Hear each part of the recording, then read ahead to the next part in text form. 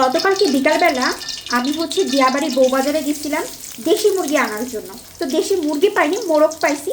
তা 3টা মোরগ বেশ বড় বড় নিয়ে আসছিলাম।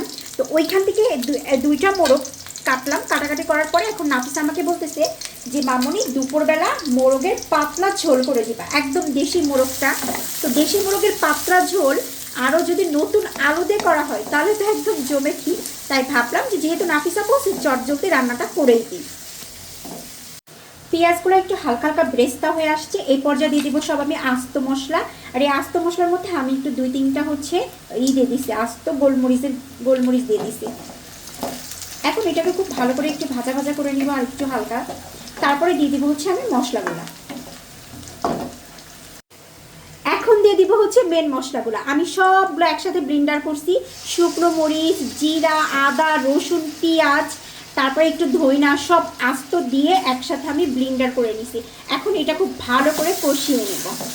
আজকে আমি এক্সট্রা কোনো শুকনো মরিচের গুঁড়া দিব না, যেহেতু আমি আস্ত শুকনো মরিচ দিয়ে রান্না করতেছি। আর দেশি মুরগিটা না যদি আপনার একদম আস্ত মরিচটা দিয়ে একবার ব্লেন্ডার করে নিয়ে রান্না করেন বা পাটায় বেটে নেন, দেখবেন ওই তরকারিটা না স্বাদই অন্যরকম হয়। এখন দিব স্বাদ মতো লবণ।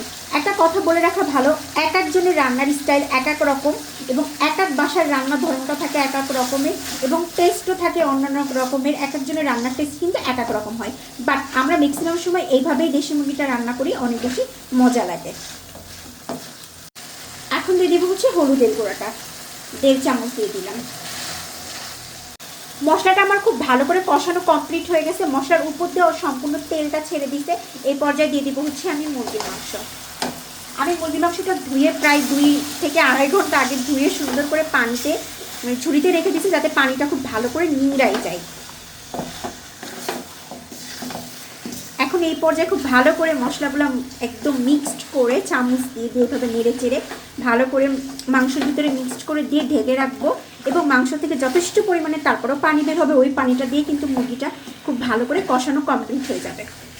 এটা যদি হচ্ছে ব্রয়লার মুরগি হইতো তাহলে আলুটা আমি সাথে সাথে অ্যাড করতাম, কিন্তু একটু পরে অ্যাড করবো, যেহেতু দেশি মুরগি একটু সময় লাগবে। আর নতুন আলু দেওয়ার সাথে সাথে তো গলে যাবে একদম, এই জন্য একটু সময় নিয়ে আলুটা দিব, মানে মুরগিটা কষানো হয়ে গেলে। এখন ঢেকে দিব 5 মিনিটের জন্য।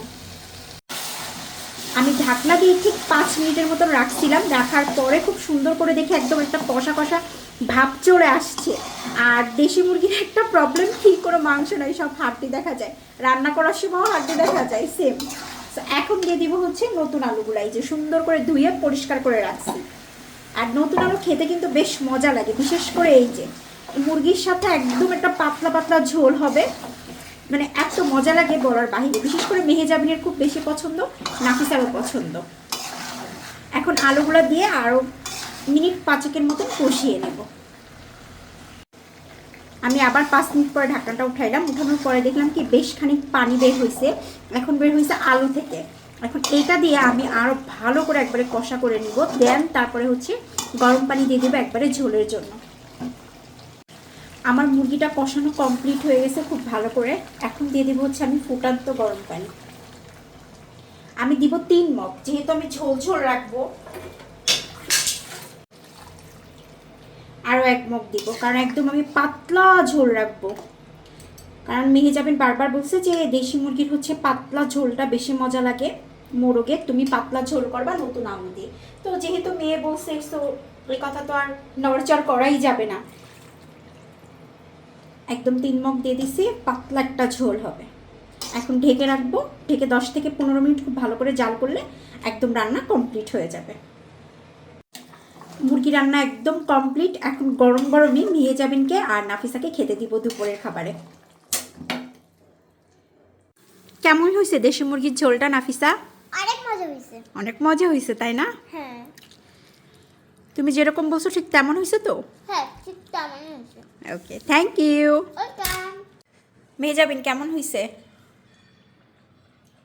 অনেক মজা হয়েছে, অনেক মজা হয়েছে। কারণ বছরের প্রথম আলু, তাও আবার দেশি মরগের সাথে একদম পাতলা পাতলা ঝোল, অনেক মজা হয়েছে।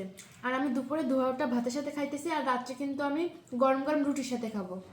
আচ্ছা ঠিক আছে, তোমার জন্য রেখে দেওয়া হবে, তুমি রাত্রে রুটি দিয়ে খাইও, ঠিক আছে? সবাই ভালো থাকবেন, আল্লাহ হাফেজ। আল্লাহ হাফেজ।